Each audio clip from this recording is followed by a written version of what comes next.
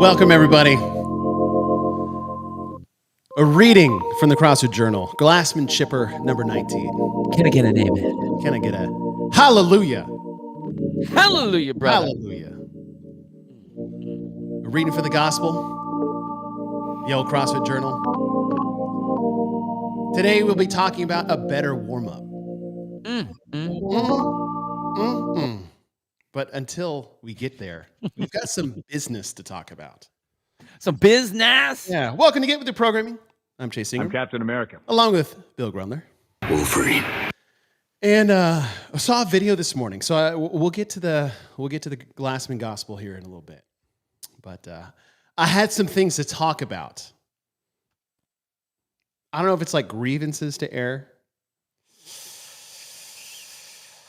But I just, I had to talk about it. Hiller posted a video this morning, and this has nothing to do with Hiller, but he did post a video. And it was of, he took a clip from the Make WODs Great Again podcast. I'll just play it. And then I just got some things to talk about here. You can say a lot of stuff about Greg. One thing I'll say about him is I'm not going to make humble one of those words. And I say that with love. And the reason I say that is because we call the CrossFit Games the competition to find the fittest on earth. Which is the most braggadocious comment you could ever come up with. We're going to find the fittest on earth. Now, I think it's kind of a bullshit statement personally. Damn. I'll keep going. But it's awesome. It makes me want to go out and go, I do CrossFit. I compete against the fittest on earth. Where's the swagger for the people we're trying to get into the affiliates, right? Like in the old days, and I'm not sure I want us going back to this exactly, but when we started, it's the hardest thing you're ever going to do. I personally took a lot of pride in I'm doing something really hard. I'm not doing it at the level of a games athlete, but what I'm doing is challenging myself. And I was proud of that. And that's what I don't feel like I hear from them right now to get people in the door, is that you're going to do something you're proud of. That makes sense? No, it does not make sense. Dude, he trips and fumbles all over his self, trying to be all soft and cuddly. Okay, I don't want to make this about John. No, I'm talking the words. I'm talking what he was saying. First of all, this is like a nice olive branch from Hiller out there. To layer that clip with a freaking soundtrack from Gladiator is beyond me. So, like, it doesn't really matter what you say. You put that music behind it, and you're just going to freaking, rise to the occasion. But starting off with talking about Greg, well, let's dissect this as it goes on. And he's talking about Greg's claim to the fittest on earth. And then the next thing out of his mouth was that he thinks it's bullshit. And I'm like, what? Yeah. Our claim that the CrossFit Games finds the fittest people on earth is not bullshit. It is what we are doing. The reason why we can claim that is because CrossFit has defined what fitness is. And no one else has done that. No one has done it prior to Greg doing that. And no one has provided a better example and definition of fitness since Greg did it. We have defined and perfected what fitness is. And the CrossFit Games is to find the fittest person on earth.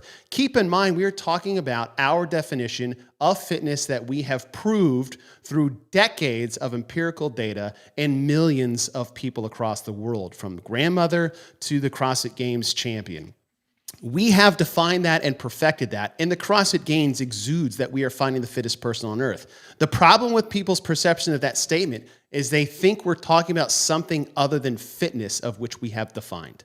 And it's not. It is not trying to find the greatest athlete of all time, or the most athletic person, or the strongest, or the fastest. We are finding the fittest. And no one has defined that better and proved that better than CrossFit. It's not a bullshit statement. It is fact. I'm shocked that he would even use those words. I mean, he follows up with it about being all like excited and cool and all that and exciting and fires and whatever. How do you say it's a bullshit statement? Like, if you think even a little bit that it's a bullshit statement, then you do not believe with the CrossFit methodology at all. You're not CrossFit at all. Not even a little bit. That is what we do. That is what we do. We've defined the race, and that's why, especially on our show, programming is what's so important, because that is what sets the factors of determining, do you have the fittest person out there? Not the strongest, not the fastest, not whatever. You're going to see, you are going to see who is the strongest in the group. You are going to see who's the fastest in the group. And you're going to see the crowning of the person that's the fittest on the earth. And that is what has been said since 2007. Yes. The very first backyard barbecue, where Greg stood up and still said, the person that wins this one has the complete validity to say that they are the fittest person on the planet. Yes. Until as CrossFit, the competition sport, the sport of, started to grow, you were getting more and more people fit in that competitive space, because more people were doing what? Oh, CrossFitting. Mm-hmm. Increasing their fitness. And you take all these people who are increasing their fitness and put them in a competition to find out who is the fittest. So yeah, go fuck off, dude. That was a dumbass comment. Come on. Well, then it was followed up with, we don't have anything like that for the affiliates. Like, what are you talking about? We have the claim of fittest on earth. 3 words. That's the sport of CrossFit. That is the CrossFit Games. The affiliates have a little phrase I call forging elite fitness. That was what we took to the affiliate. That is what we can take from the garage. That is what we took out of the Globo Gym, put it in a dusty warehouse, and forged the shit out of fitness for decades. That was our banner call. Forging elite fitness. And the fact that we have to think about what our reason was, or where's our bold claim for the affiliates to like rise that community feel again, or love for CrossFit, is mind-blowing. That is not the first thing that comes to your mind. Say, what's the banner call for the CrossFit community? What's the banner call to get people in the doors in CrossFit? Why do we sit here in this hour-long class and listen to this coach with 20 of our closest fitness friends? What are we doing? We are forging elite fitness, and it is the most perfect 3-word phrase we could possibly think, because every single one of those words holds a weight and an explanation of what CrossFit really is. When you think about forging, right? Just the pure definition of what that is from a metallurgical standpoint is like, you are putting metal into a flame, and then you remove that and put it on an anvil and hammer it into beat it into shape. That is CrossFit. That's the training. That's the hard part. You have to step into the fire. You have to stay in the flames, sit on an anvil, and get pounded into shape. Metaphorically, if you'd like to say that, but that's what CrossFit is. That is why forging is such a cool thing to put at the front of that phrase. And then you talk elite, the best of the best. CrossFit creates elite fitness, whether it's 60-year-old elite fitness or 6-year-old elite fitness, and every walk of life in between. You are forging elite fitness as you do that. So the word elite is one of the most key parts of that entire phrase. And then just blend with fitness is what we've just been talking about for the last 10 minutes, is that we've defined what fitness is, we've proved what fitness is, and we have perfected that. CrossFit training methodology has defined and empirically driven data that this is our way to get fit, and this is the only way to do it in the best possible sense. So forging elite fitness is our banner call. And the fact that we don't freaking say that or wave that flag anymore, especially on a podcast when you're saying you think the fittest on earth is a bullshit phrase and we don't have something for the affiliate, blows my fucking mind. Yeah, dude. I don't know how that was, you talk about what, wanting to have something to be proud about. That is it right there. And something, going back to the elite part, the best of the best, that means better than anything else that's out there. And dude, we've been doing CrossFit a long time. And, we do the whole OG thing because we believe in that old school feel. But there is nothing out there that is better than what we do. Nothing. No red, orange theory, no F45, no HIIT, no Pilates, no, I'm just going to go run. Nothing. There's nothing out there that does what we can do for any level of person in life, sport, or career. Nothing. So elite means it is the best of the best. There is nothing better. And in true CrossFit fashion, if we find anything that will elicit an even better response, guess what? We're taking it. Add it in. Yes. So we are the congealed best mixture of what's out there. That is what the elite part is. And the only way you can get that elite fitness, like you said, is by, I mean, we're so afraid of people saying, you know what, I can't do CrossFit because it's too hard. I might get hurt. It's too dangerous. I'm too scared. I'm too this. I'm too that. Yeah, because guess what? If you want great results, it's going to take great work. And this is the best place to do it, is have people that understand exactly where you are and how to get you from point A to point B using the methodology that we have in place to forge your elite fitness, increase work capacity across broad times and low domains, and able to do whatever the fuck you want to do and live your independent life and be a badass. Come on, man. How do you not see that? As an affiliate owner. Exactly. What are you doing in your place? Are you just, I mean, there's a lot of places out there that do this. And I understand that. I think a lot of affiliates have gotten scared. They don't want to chase people. I have to keep the members coming in. I got to soften it down for them. No, you don't. I'm not saying that you need to bludgeon we're going to beat you down on your 70-year-old, but you got to explain that. As an affiliate owner, as a coach, it's our job to explain. We're coaching. I'll coach a 6-year-old. I'll coach a 12-year-old. I'll coach a 52-year-old. I'll coach a 72-year-old. I coached an 85-year-old woman in my garage today for an hour. And they will all get forged elite fitness. I made her do Fran last week. Oh, yeah. How'd that go? Anyway, I remember you said that. About 5.5 minutes. Look at her, dude. Thrusters to like a 20-inch box because she just broke her ankle, so she can't go down all the way anymore. Yeah. With 5-pound weights and ring rows, and she freaking crushed it. It's awesome. And you know what? She is elite because every conversation I have with her is another friend who can't get around without a walker or live independently by themselves. Yep. Dot is elite. Dot is forging elite fitness because she can walk on her own 6 months after a devastating car wreck that shattered her freaking leg. She's back in the garage doing it. Why? Because she did CrossFit for 2 years before we did it. And God help what that situation would have been had she not been doing that. And so, and I don't want to make this about John. And it doesn't have to be about that. It's anyone that says that. There's a misunderstanding. Right? Yeah. There is such a massive misunderstanding of what we are. Everyone's so afraid. I would rather, honestly, I wish as a company we would lean into, it's hard work.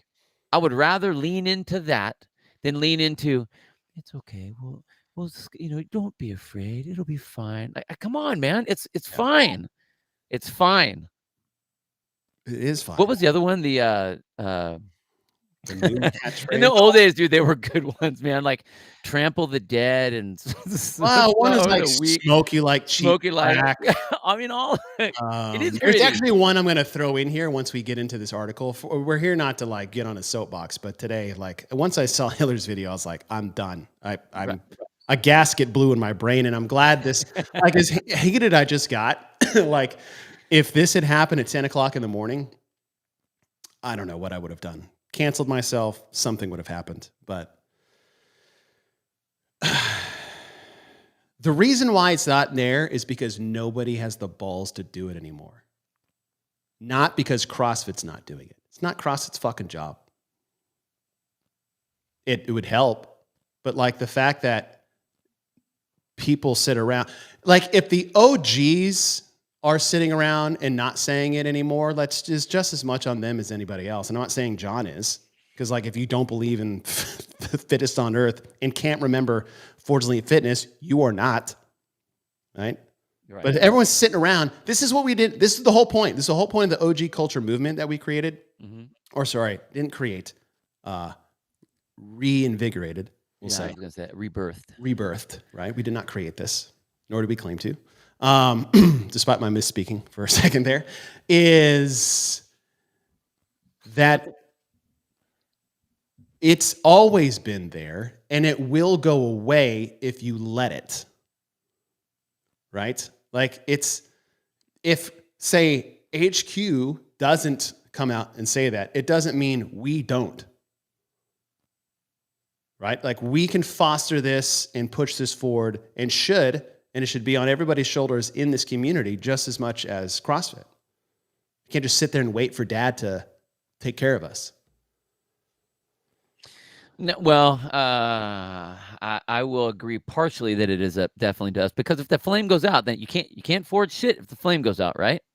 Right? Can't form It's shit. got to come from both, not It's just. got exactly. What I mean is everybody sitting around and be like, "Yeah, do it for us." No. Fuck I that. Do it don't yourself. want them to do it. That's what I'm saying. I don't want them to be the only one doing it, but I would love to be like, look, I want to be able to look over to the side and see HQ going, fuck yeah, forging elite fitness at whatever level. I mean, and even Greg would do this back in the day when he would talk, because everyone flip out on intensity. Oh, CrossFitters, you just want to go fast and hard. You don't care about form and you don't care about this. He started putting the word relative in there because it's relative to the person. So, when we're talking about constantly varied functional movement done at their relative high intensity, that person. So we're forging elite fitness relative to that person. Whether they are, I have never done anything, we are going to give you the best workout for you, the elite part. Mm-hmm. Or if you're a badass athlete, we're going to give you your version of that. And the intensities are going to look different. The weights are going to look different. The movements are going to be very similar. Maybe the range of motion isn't the same, but same idea. Yeah. But it's that same bubbling enthusiasm of let's fucking go. Yeah. Not like, don't worry, it'll be okay. Everyone's like Barclay, forging friendly fitness. I mean, yeah, dude, you're gonna have all your friends here. Why? Because on every team I've ever been on since I was a little kid, through all my fire, everything, when you sweat and you are put into uncomfortable situations with others, you become friends. Yeah. So you're going to get a lot of good friends in here, all ages, all levels of ability, everything. But you have to have that forging part. And there's got to be that fire. There's got to be that passion, the passion for that. Yes. I don't know why it feels like we are just the loudmouths over here with that kind of, and we're not the only ones. The people that are in our sphere, our group, I mean, are definitely loud about it. But it makes us sound like we're like kind of psycho because we're the only ones up there going, come on, do it. Here's the thing. I'll add on to that, and then I'll jump to what Allegra just said, because I'd be curious if that's really true. Relative intensity covers two things. One, you nailed it. Everyone's like, intensity. Intensity is like, no, it's relative intensity to the person. Yep. Relative intensity to the person. It's also relative intensity to the exercise of which you're doing. So I am not taking Fran intensity into a 5K. That intensity is also relative, which people seem to just like bastardize what intensity means. They're like, you just go hard as you can. I'm like, yeah, if I'm doing a 500-meter row, and even then it's not a full send. Right. It's relative intensity to your abilities, and it's also relative intensity to the exercise and the workout at which you are doing. You do not approach the same intensity to a 20-minute AMRAP as you do a 3-minute AMRAP. There are relative intensities across a infinite span of activities. Yeah. All right. Allegra just said Mal is not competing this year. Let me something that she just posted. Breaking news. Mal O'Brien, where are you? Keep it simple. Is this like on her Instagram? Yeah, I think they put it in the chat. They put it in the chat. Let's see. A fresh start. The fresh start. Yeah, that one. All right, hold on. Can I play these? I don't care. Everybody can see that who I follow and I don't. Well, let's see. Yep, I don't. Very at peace, I would say. I felt very overwhelmed and frustrated and anxious the past few months, and now being here in Hawaii, I feel very at peace and kind of like it's a fresh start for myself. My focus overall is definitely just my well-being as a person, because it's not something I focused on almost ever. So with that being said, I won't be competing in the 2024 season. I truly feel like it's not what I need in my life right now. I'm focused on other areas and more important things in my life than competing. Just because I'm not competing in the 2024 season doesn't mean that I won't ever. I'm not putting a timeline on anything, and I'm just kind of letting it play out, see what feels best for me. I'll forever be a part of the sport, still supporting the brands that have helped me through this and the people that follow my journey and friends and athletes that I know. I'll always train in some way. I think it'll forever be a part of me. I love working out and I love training and pushing myself. And I'm still planning to produce content, create some of my own stuff, and have the freedom to train how I want and what feels good for my body. If anything ever changes with that, you'll hear it from me first. Just want to say thank you to everyone that has been super supportive on this journey and understanding in my well-being and just my overall health and wellness in my life.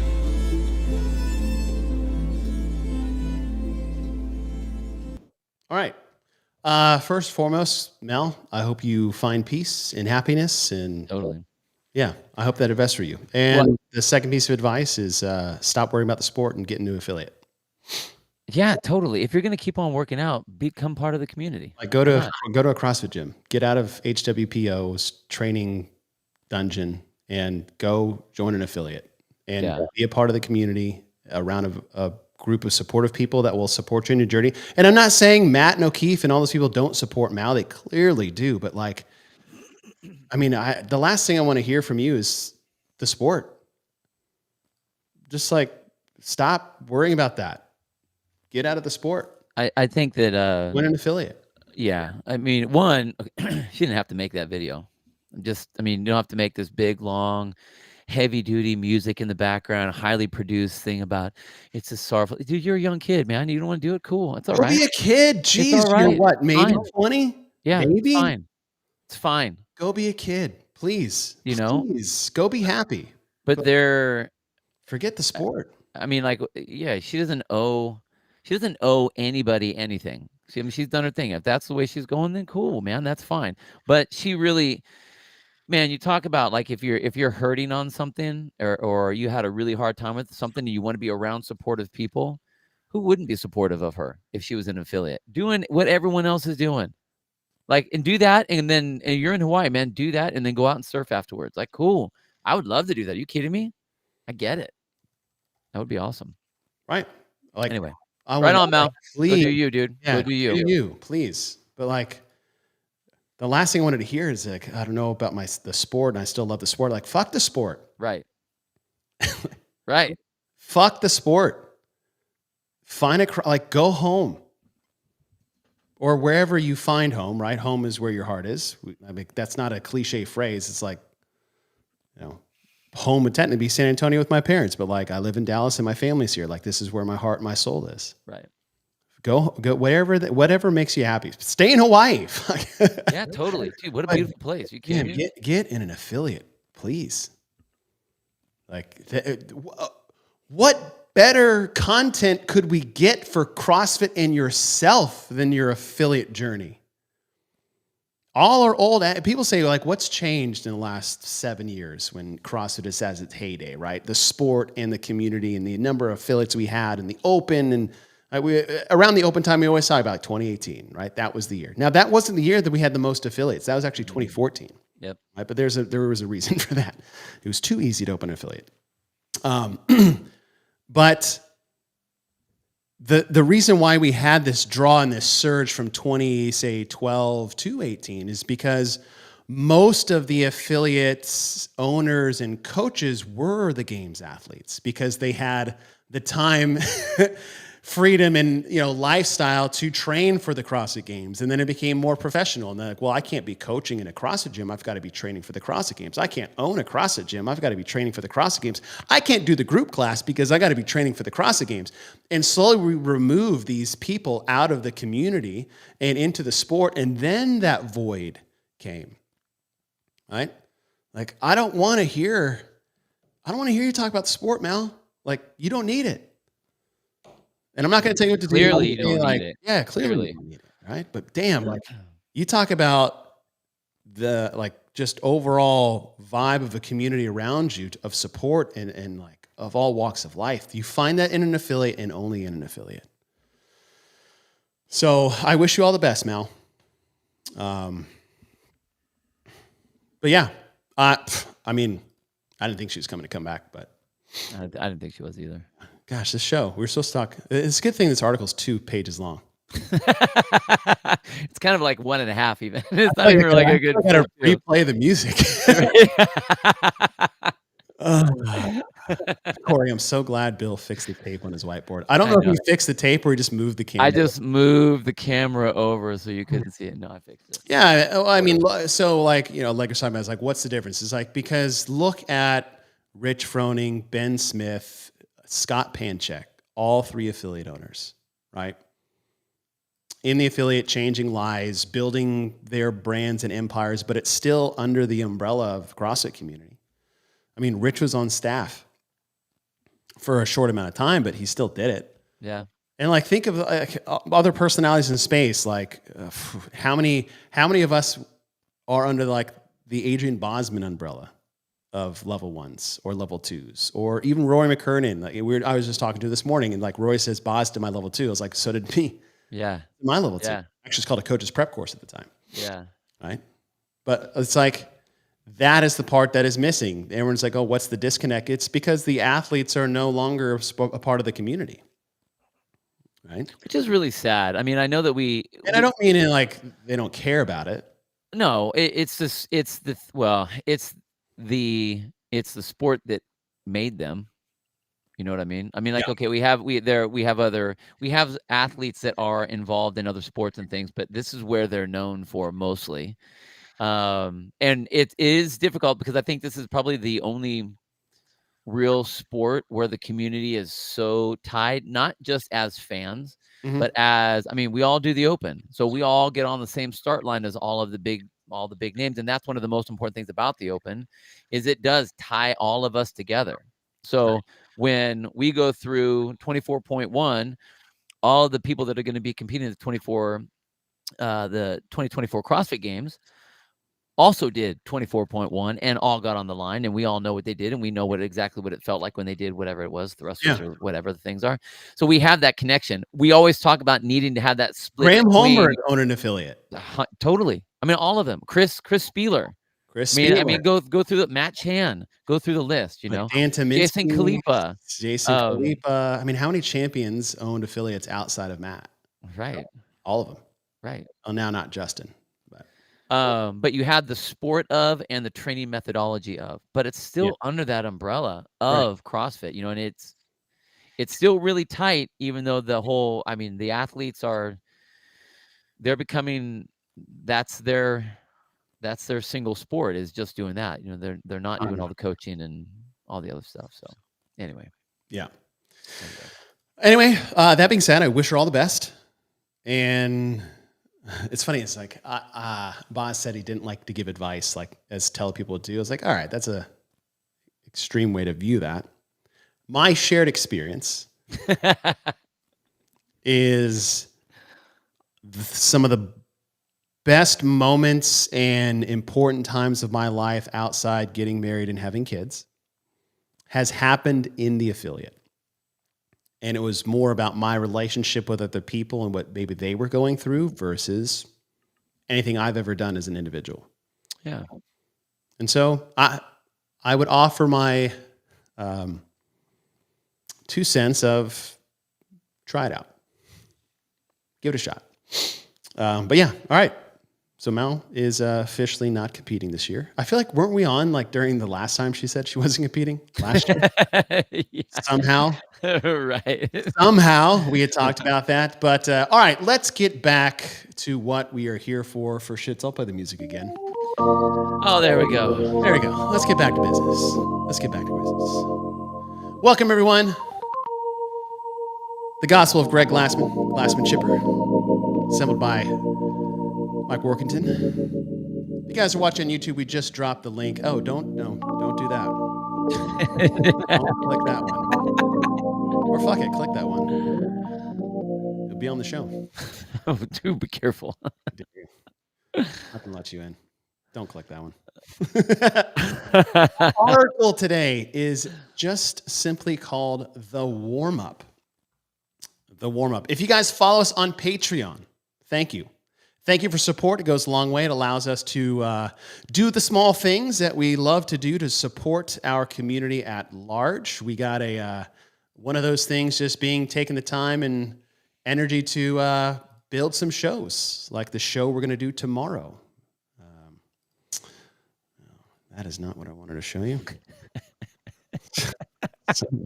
What am I doing here? I'm failing miserably. Window. Where are you? Oh, I need to open the window. Oh, there you go. Hold on. Nope. Yes. Is that it? Where are you? Anyways. Don't think anything hopping up yet. Yeah. Good. If you guys do support us on Patreon, thank you. As I was saying before, that is where we upload our marked up versions of these articles for the Glassman shipper. Here we go. There you are. As we go through these, this is just titled The Warm-Up, and a better warm-up to be specific. And we'll highlight things in red that are in importance of warning, red flags. Yes, I know it's pink. Things in yellow are important lines. Things in blue are things we like to center around. And Greg wrote this article just simply called The Better Warm-Up. And it starts off as the old school warm-up, the Global Gym warm-up, or the cool down, or cardio, as some people would call it.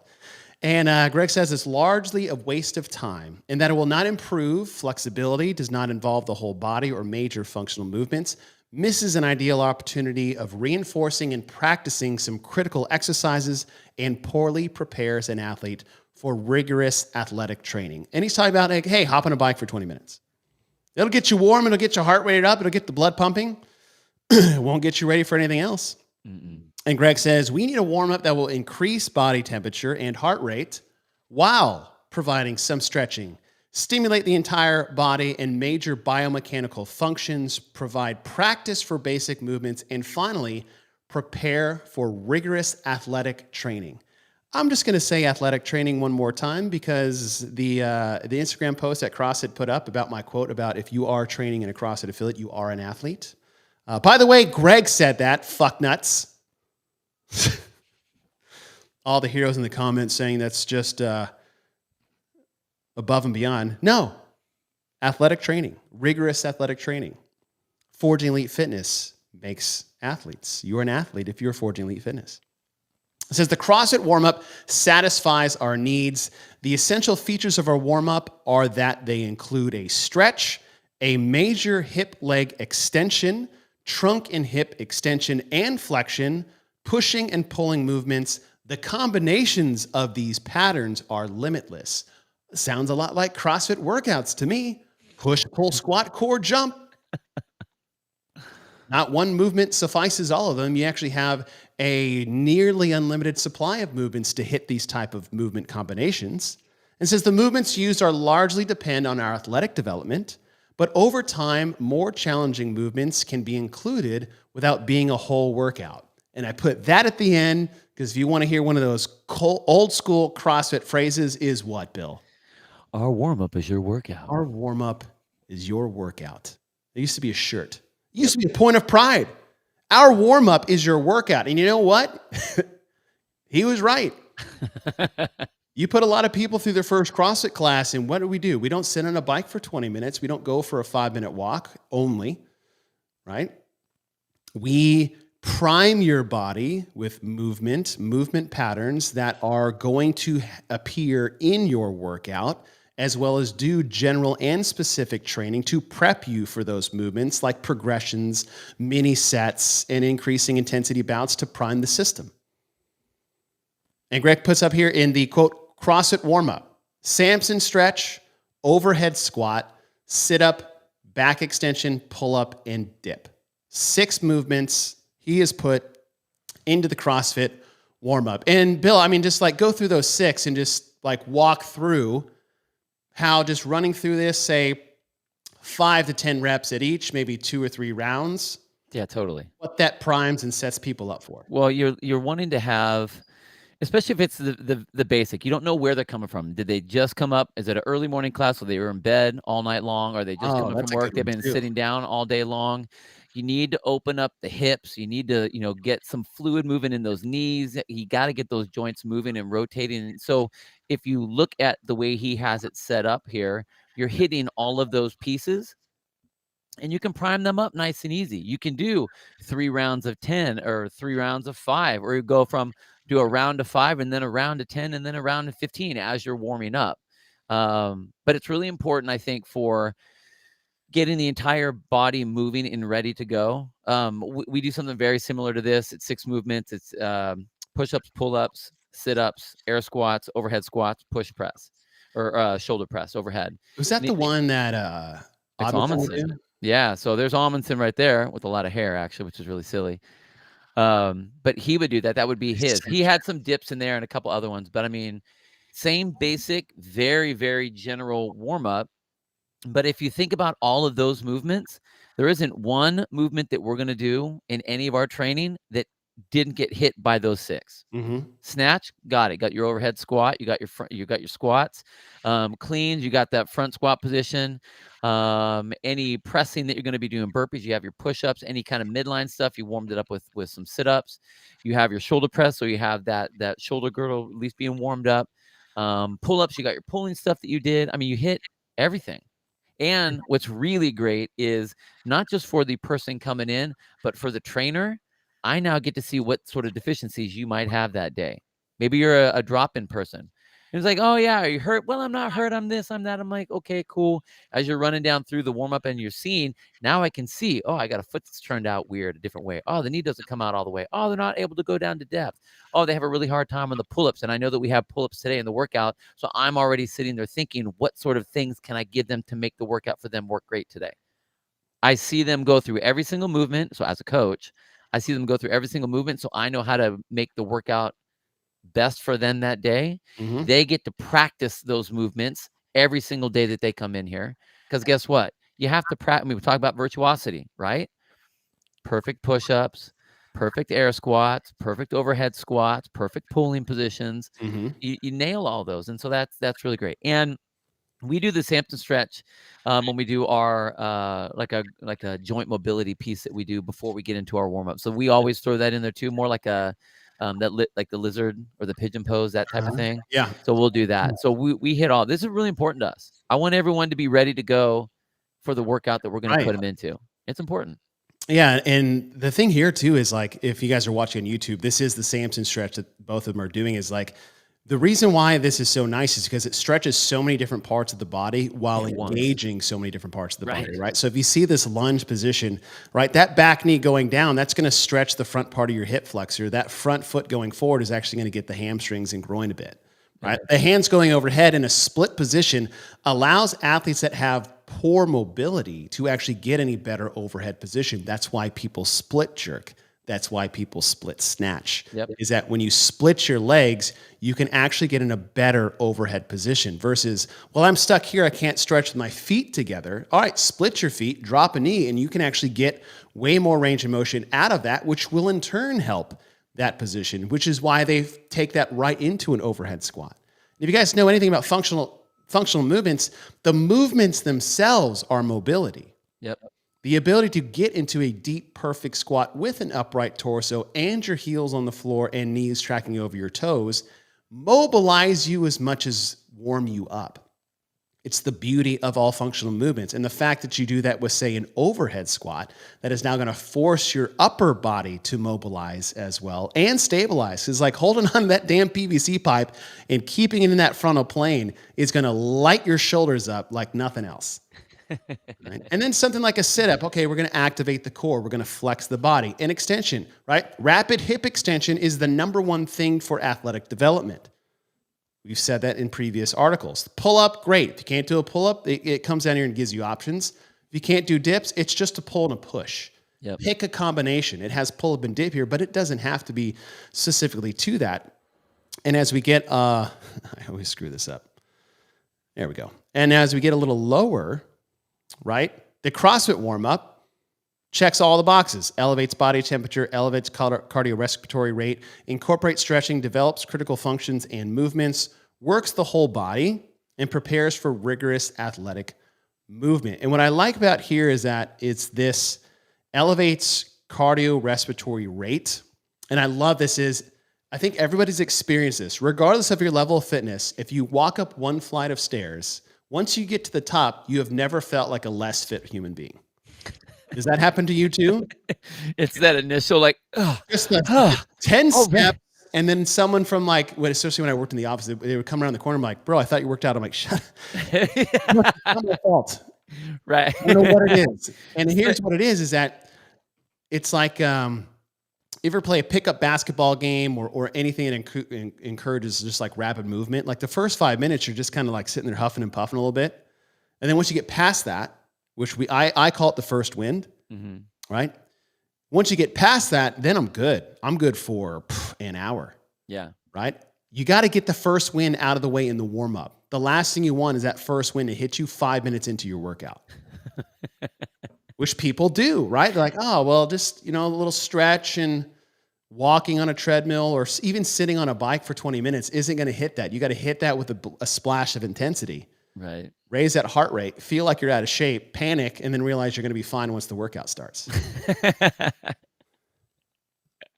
So he has here in blue, a warm-up is like the one we are describing can quite easily become more than a warm-up, as we said just a little earlier. In fact, it can serve as a workout for any athlete if so constructed, meaning, look, you take those 6 movements and you can dose them up in a way that, that can also be a workout. Oh, you mean like Cindy? It's like Cindy. Oh, which I think was the workout of the day yesterday on .com. Oh, there you go. Right? Pull up, push up, air squat. Pull, push, squat. Throw, everybody tries to get cute every once in a while. It's like pull up, push up, squat, sit up. Add another 5 minutes. Pull up, push up, squat, sit up, and then 30 double unders or like whatever, right? Like is that Barbara? Barbara five rounds is of 20, 30, 40, 50. Yeah. But it's got the sit-ups in push there. Up, sit up, air squat. Yeah. Right? Good times. Yeah, and I was like, I really wish we could break up these pull up to push up back to backs. But anything like that. And, I had a generic warm up at my affiliate. It was just called, it was the Big D warm up, right? Yeah. It was jumping jacks, torso twist, toe touches. It was lunge out, tap your elbow to the floor, go to the other side. And then we turned that into like cherry pickers, right? Where you like the old school. Oh yeah. Football field, 1, 2, 3, reach behind. Yep. Yep. And then we did, what are those side to side squats? Cossack squats. Okay. Right. Into like down dog press ups, into hip bridges off the floor, push ups. It was like 5 to 1. Oh, that's what it was. Push ups and cherry pickers, 5 down to 1. Like, and it was like, say, hey guys, all right, prime the system. And then, we do something, all right, 1 strict round of Cindy if you got it, ring rows if you need to, go to your knees for push-ups, just keep your body rigid, whatever it is. Like, just things that just got people moving. And that was always just the general warm-up. Yeah. Right? Or the dynamic warm-up. And then you have specific warm-ups. So say you're doing snatch, right? And they're like, all right, we're priming the system, put a PVC pipe in their hand and run through the burner warm-up. Like, that's just the progression of it. It's not, hey, sit on a rower, grab a PVC pipe, do some pass-throughs, and grab a barbell. Oh, God.